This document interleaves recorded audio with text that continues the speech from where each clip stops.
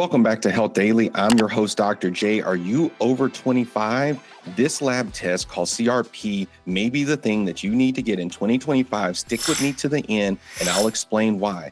Make sure you first like, subscribe, share this video with somebody that you know that can use it. Click that bell notification so you don't miss a video.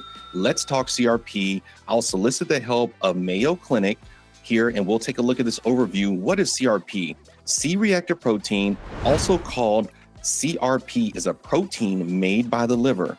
The level of CRP increases when there's inflammation in the body. So that's why this is important. And that's why we're talking about CRP. So why is it so important? So cardiac CRP or CCRP or HSCRP, which is called high sensitivity CRP, is considered and important in assessing the cardiovascular risk of someone.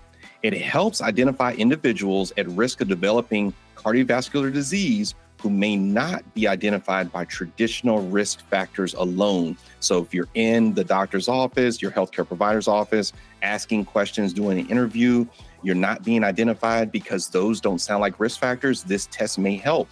So it's particularly useful in people with a 10 to 20% chance of having a heart attack within the next 10 years. And that's why we're talking to everyone over 25. You don't have to believe me. Let's talk about this article right here from the American College of Cardiology, and you can believe this. So this is a recent study that found that heart attacks are becoming increasingly common in young adults, with 1 in 5 heart attack survivors under the age of 40. Wow.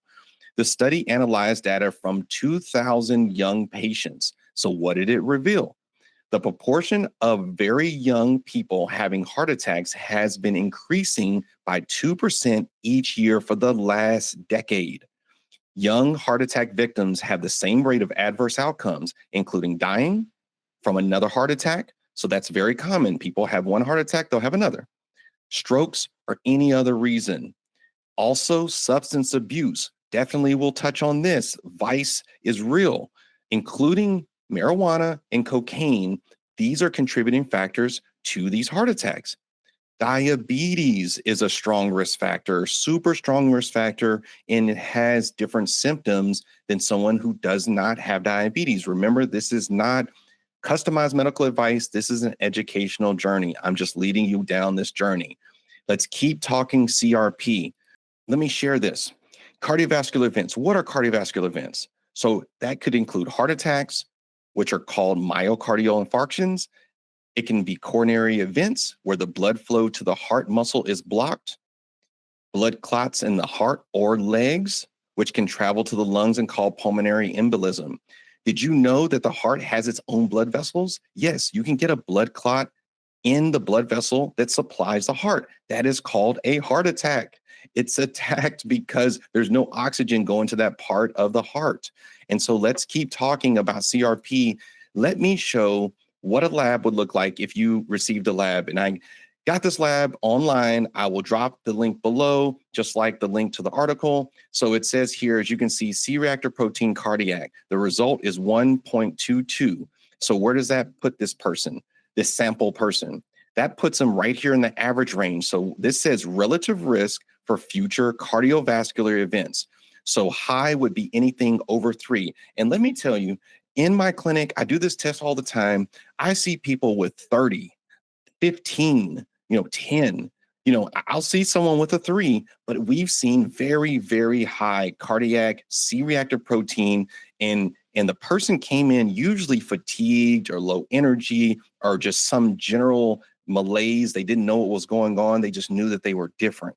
And so this is an important test for me to assess someone's risk. How quickly do we need to act?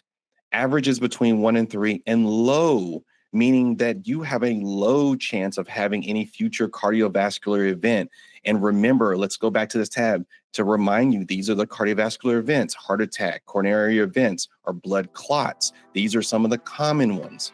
And let's keep talking about C-reactive protein. So there's 2 types of CRPs, and you may be familiar with regular CRP, and you may have never heard of this cardiac CRP. So what's the difference?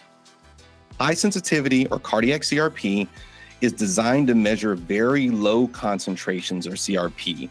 So starting below 1 milligram per liter. And this makes it more sensitive for detecting low levels of inflammation, which can reveal cardiovascular risk, as opposed to standard CRP, which the detection limit sits at 5 milligrams per liter. As you can see the difference, 1 milligram per liter or 5 milligrams per liter. So C-reactive protein by itself, CRP, we run in the hospital to find out. A lot of times general inflammation may be associated with, say, an infection, something like cellulitis or osteomyelitis. We're worried about infection in the bone. And there's other reasons why we order this. But cardiac CRP is a test that we think that you should know about this year. Ask your healthcare provider, do you need this test? Have that conversation. Remember, this is not medical advice. This is an educational journey. But thank you for joining me. This is Health Daily. I'm Dr. J. As always, see you tomorrow.